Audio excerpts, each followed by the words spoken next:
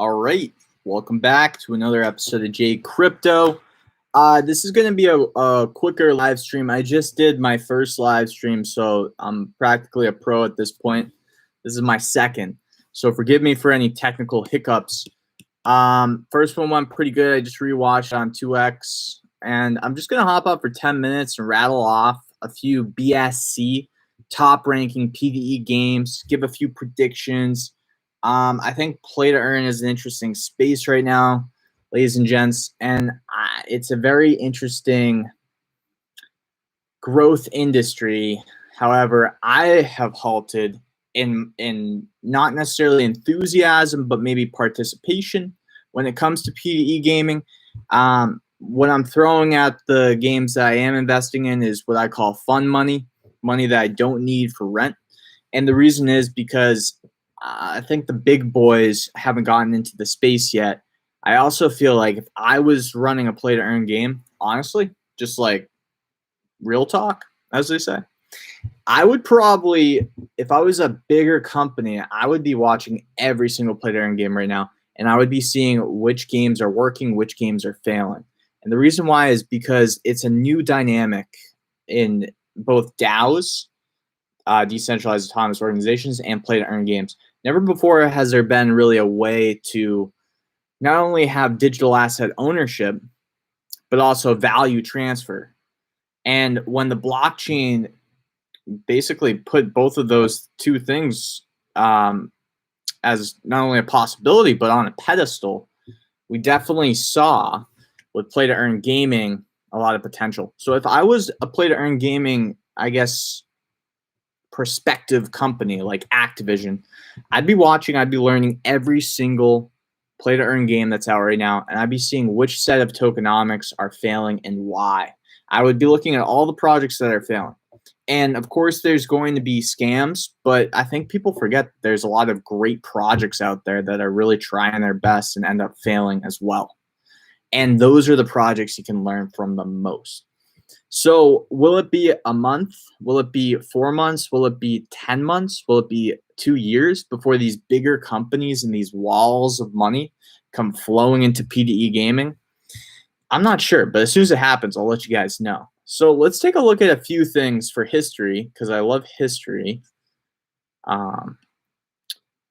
So if I go to games, and feel free to ask any questions in the comment section. If I don't get to them this video, I'll definitely look after in the live chat, and I'll do videos on them, and I'll do some research for you guys and girls, of course. So we have number one, Mobox. Now, the interesting thing about Mobox is it was really, what do they call it? Like a dark horse, like something, in my opinion, when I first saw Mobox, I was like, oh, great. This is like the first implementation of play to earn metrics or NFTs that can have passive income. This is like we're going to look at this as like the Pong. But surprisingly, it's actually become like the number one play to earn game. And they've made some of the most rich partnerships. They've also been one of the only projects to have gone through multiple consolidation and pumps spanning out more than a few weeks at a time. Their value has come from not only their initial gameplay metrics and just being able to produce more revenue than pumping out mining. It was what I call the mining projects, where you're mining a token and you're dishing it out to everybody, basically diluting anybody's value who holds the token. And what you're banking on there is for the platform to produce enough revenue to do enough buybacks and burns or redistributions of wealth to make the Mobox token, in this case, deflationary, right? So what's interesting too about Mobox is I almost think it's overvalued right now. I mean, if you go on to Mobox, I don't know, the last time I was on it, it was, I think, around $100 for your basic Momo. And the keys were around $260. And the Mobox token itself was around $9. So this was right when they listed Mobox on Binance. Since then, I'm on it right now. The Mobox token's at $5.34. So it has gone down, which is good. I'm not sure if this is a great point to buy in, but I'm almost saying to myself, because I know I'm on the like historical stage right now, because we're going to be able to look back and see if I was correct. I almost don't know if I wouldn't pay a premium, because this is one of the only play to earn games with some of the best partnerships. I mean, we're talking coin market cap, along with a revenue producing ecosystem. Is the game that great? Probably not. It's probably not. It's probably not the best game. Does it matter? I don't know. And I'm looking at the Momos right now, and some basic Momos are selling for, so a level 1 Momo is selling for around $80, which is still incredibly high. I remember when these things were selling for around $11, maybe $9, some of them, which is insane. So what a dark horse. This is like the, not even, I would don't even want to, this is a Cinderella story, All right, let's see if I can get like top 5 going, because I don't want to spend all my time on Mobox. Crypto Bay has been, leading the charge in users. I wouldn't say it's a proven game. I'm just going to put that out there. And the reason why is because it hasn't been around that long. Okay, we need like a little bit of data here. Mobox has been around since the spring, and it's still around, and it's growing stronger because it's gaining a network effect. Is it overpriced? What do you guys think? Comment in the live stream, or comment below if you're watching this post live. Zoo Crypto World. So I do have some Zoo NFTs. Okay. The thing about Zoo is they've done the hard part, which is getting the users. What they need to do, and what I've seen them do, because I follow their Telegram, and I'm going to be transparent. That's why I tell you I'm invested in Zoo. They need to just continue what they're doing, which is creating more revenue for the ecosystem. Because it's like a race, right? Because when you're doling out rewards, when you're doling out hash rate, when you're letting people buy more and more NFTs, if the token continues to drop in price, then the NFTs will drop in price, and you'll have a complete collapse of the inner economy of the platform. And we don't want that for Zoo. Nobody wants that for Zoo. Now, Zoo's NFTs do look pretty cool. I think they were a little bit of a, Mobox kind of copycat, if you will. So a lot of people looked at Zoo and said, okay, maybe it's kind of like, Mobox in a sense, and maybe this is a chance to get in early on some rare NFTs. I don't think anybody expected Zoo to perform the way it's performed and be so consistent at about 60 cents, 50 cents range this last couple weeks. I think a lot of people expected that token to drop a lot. So they have a few combat features, so on and so forth. All right, let's go on. Number 4, and by the way, I'm on the 24-hour chart. So if I jump over to the 30-day, I'm just going to do some corrections here. Crypto Blades is still at the top dog on the 30-day. So with Crypto Blades, I have a very unique relationship with Crypto Blades. I do own some Crypto Blades NFTs. And I'm kind of at a stage where I've lost hope for Crypto Blades. But I'm hopeful for Crypto Blades. I think what they did is they did a lot of changes. And I feel anxious about projects who make a lot of tokenomic changes. And they didn't do tokenomic changes per se, but they were selling these NFTs for 5 skill. And then they all of a sudden dropped down to 0.5 skill? I mean, what do you think the people that bought them for 5 skill said? They must have had a hernia. I think that lost some of the, you feel unsafe when stuff like that happens, and we're seeing it happen with a lot of these play to earn ecosystems, because they're either doing it for more users or they're doing it to fix a problem. And it's like, if you have to change your layout to fix a problem, you're always taking a gamble, because what's the impact of that, right? Are you just taking a what do you call it? There used to be these things called Tums for heartburn. And it's like, if you had heartburn, you take a Tum, and yeah, you won't have heartburn for like an hour, but then it comes back worse, right? That's what like it reminds me of. Are you taking it? Are you changing your NFT tokenomics like you're taking a TUM? That's the question I would be asking myself if I was these NFT projects. Xworld Games, interesting project. I do see a lot of potential in the metaverse for this one. They seem oriented to anime culture. They seem, and which is closely related, in my opinion, to VR culture. So if you have any context of anime culture, I would say it's one of the really the only content industries that's super parallel with VR culture. There's just so many animes out there, I'm pretty sure, about a virtual world. And X World Games, being a company that hopes to align themselves with a lot of anime and IP, has a lot of potential at creating a really cool metaverse in the future. So we'll see what happens. I think the name is ambiguous enough to really catch fire across the entire world.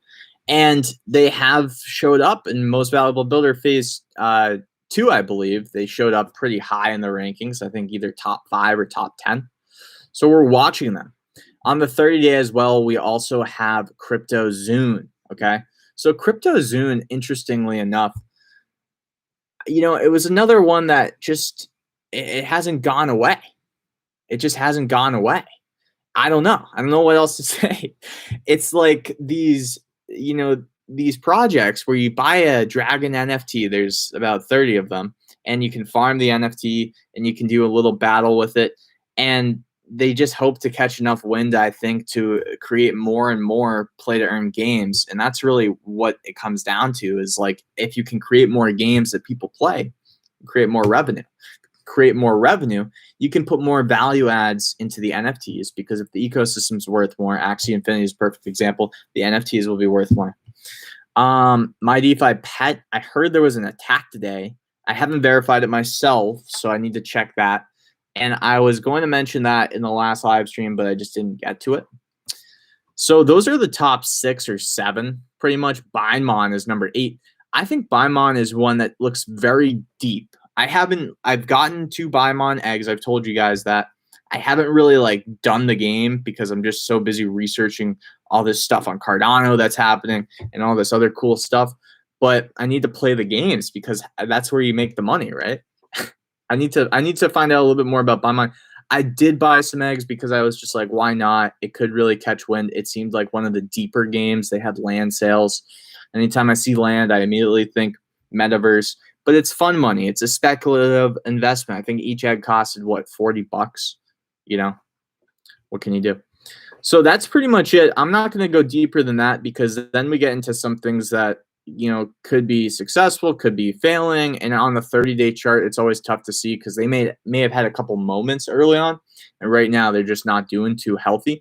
So let me check the questions. Then I'm going to actually hop off this live stream. All right, so we didn't get any questions yet. If you guys have any questions, comment them below. I know this is going to be a shorter of my live streams. Oh, wait a second. All right, we got Abka. Hey bro, what about Cardano Kings, Punkster Art, and Cryptons and Cardania? Would appreciate it if you would share your thoughts. Yeah, I'll have to put that into a video, but I love it. I love the comment. I'll definitely have to check those out, do a little more research. I'm still in the phase of checking out some of the top Cardano NFT projects. I've been saying this, and what I'm looking at right now is what has the most volume. Okay. So I'm familiarizing myself with early projects. I think it's going to be easier to win on early projects, even if they're more JPEG-esque. You guys know I knock projects without utility, but when it's so early, some of these earlier projects are like, museum pieces of art. Okay, we saw, and I'm just pattern recognition, right? Every entrepreneur knows pattern recognition, so you guys can relate. And girls, of course, is the deal is we saw this happen on Ethereum. We're seeing this happen on other blockchains. It's just the same exact deal, pretty much, where we're having the first wave of NFTs. They could have historical significance, and all Cardano NFTs that I've looked at have about 30% more utility than the very first NFTs on Ethereum. So it's already becoming a standard. I'm a big fan of utility. So ABKH, if I'm pronouncing Abka right, I appreciate that. And if you would lay out some utility in any of those projects that you think. I would also appreciate to hear what you think of some of those projects, and I'll definitely check it out and probably put it into a longer format. And then we also have Insane Technocrat. Oh, I like that name. Hey, yeah, brother. Love all the videos and all. I appreciate you, man. I do. And then, hey, brother, is Cardano the well-known next crypto? Should we all go with NFTs that is based in Cardano ADA? What do you think about Solana too? All right, so I'm gonna have to listen. I love my audience, and this is the deal. Okay, I actually have low key always loved Cardano. Okay, the reason why, and you got to understand the reason. I've always heard, because I know a bunch of developers and I talked to a bunch of telegrams and now I'm talking to a bunch of projects. I've always heard that what's going to not necessarily kill Ethereum, because we don't want Ethereum to die. I mean, we're all friendly with Ethereum. That's what started this whole movement. That's great. But what's interesting is the only thing that could kill Ethereum is a better blockchain for developers. And what puts Cardano on some sort of steroid, and Solana, has the tech, but I don't think they have this next piece as much. I think they have the institutional funding. I just don't think they have this next piece, is the community. The Cardano community is like a cult, okay? Blindly faithful. And we've seen it with Barstool Sports. If you don't know the company, Barstool Sports, blindly faithful audience. And they will be able to succeed because they'll always have a base, okay? We've seen this. We've seen this happen time and time again with companies. And I believe the same thing's going to happen with Cardano. So not only do they offer a bunch of different development languages that, Ethereum only offers Solidity right now. And who knows what will happen with Ethereum 2.0. But I still think it's going to be it's just going to be a multiverse eventually of all these blockchains being able to send our assets here and there, to and fro. But for the immediate, it's tough to answer this question. I do think Cardano is just going to be the best product. I do. And it's going to take some time for that to happen. But between the community and between the and which is why it might be, it still has a lot of upside if this bull run continues, okay? Or if you're not a trader, then why worry about it? Just dollar cost average some ADA. It's been thought.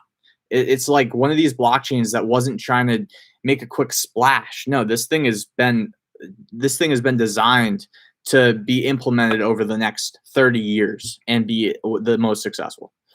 So that's what I would say. Insane Technocrat, but I'm a big fan of Solana too, because anytime that we have this next gen of technology shift, like proof of history, it does add more utility. And we're going to see things on Solana that we might not be able to see on Cardano, vice versa. So we'll see what happens. Still didn't, it's been, okay, so Ryan T says still didn't check out Illuvium. My man, it's been 10 minutes. I just finished watching my previous live stream. You crack me up, bro. I appreciate it. I'll check it out, man. I'll check it out. All right. And I'm gonna boogie on this. This live has actually been 18 minutes. Ski Mask Citizen. So shout out to you, and Jordan Creets. Your videos are awesome. Shout out to you. I meant to check it out on the live stream. Huh? Nah, man. Dude, eventually I'll have to check it out first before bringing it on the live. But I appreciate you guys, and I'm gonna boogie. I gotta go, but thank you so much for tuning in to another live. This is Jay Crypto. If you aren't on the live stream, don't worry, we're gonna get more lives coming. I appreciate you all, and that's pretty much it for the live. So comment below if you have any questions. We got a goal to get to 10,000 subscribers by October. As always, this is Jay Crypto. I'm out.